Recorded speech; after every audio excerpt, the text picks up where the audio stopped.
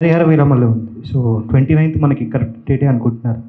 అదే 28 హరిహర వీరమల్లు ఉందో లేదో వేణుగోపాల్ అని అడగాలి. వేణుగోపాల్ గారు ఇంకా అయితే ఉందని చెప్పాలి నాకు. ఆయన ఉందని చెప్తే మేము రామండి. అంటే ఆల్రెడీ పోస్టర్లు అవన్నీ పడ్డాయి కదా. ఒకవేళ హరిహర వీరమల్లు కళ్యాణ్ గారి సినిమా రిలీజ్ ఉంటే మేము రాము ఆ రోజు.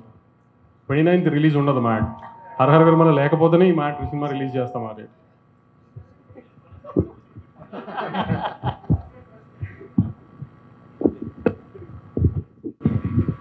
వంశీ గారు, నేను వెంకట్ ఎన్టీవీ సార్. టీజర్లో ఫస్ట్ 116 చదివించారన్నారు, ఏంటి సార్ అది? సినిమా ఖర్చు ఎక్కువైపోయింది, ఇంకా డబ్బులు లేక లాస్ట్లో తక్కువ సార్ చదివించారు. లేదు సార్, అనౌన్స్మెంట్ అయింది, ఇంకా మా దగ్గరకు రాలేదు 116. మీ ముఖంగా అడుగుతా. Okay okay.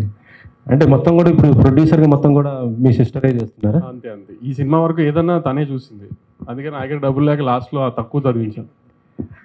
మీరే సజెషన్స్ ఇచ్చారు ఆమెకి ఒక ప్రొడ్యూసర్గా? ఇంకా చెప్పాను కదా, ఇప్పుడే లెర్నింగ్ స్టేజ్లో ఉంది కదా, తనే అన్ని నేర్చుకుంటుంది.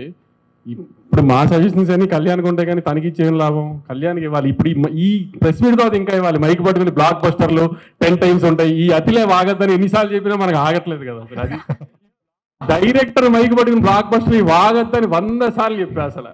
లేదండి, ఇంతవరకు చెప్పలే, బట్ ఇప్పుడు తీసుకుంటా.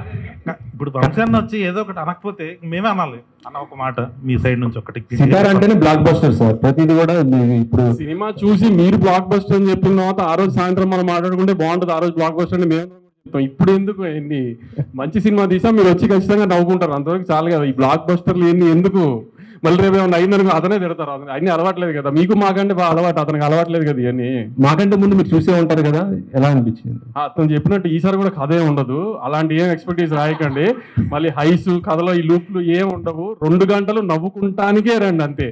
ఇంజనీరింగ్ కాలేజ్ చదువుకుని ఇంజనీరింగ్ సంబంధించిన ఉద్యోగం చేయకూడదు అనుకున్న ఒక 4-3 ఎదవలు ఒక మంచివాడిని ఎదవం చేసే కథ ఇది. మళ్ళీ యాక్టివ్గా హైదరాబాద్లో చేసిన అరాచకాలన్నీ అయిపోయినాయి, గోవా షిఫ్ట్ చేసాం.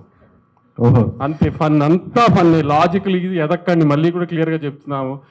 ఇదేంటి దీంట్లో ఇది మిస్ అయింది, అది మిస్ అయిందని మళ్ళీ డైరెక్టర్ని ప్రొడక్షన్ హౌస్ని అంటానికి ఏం లేదు. మేమే చెప్తున్నాం, అసలు కథ లేదు, నవ్వుకుంటానికే రండి.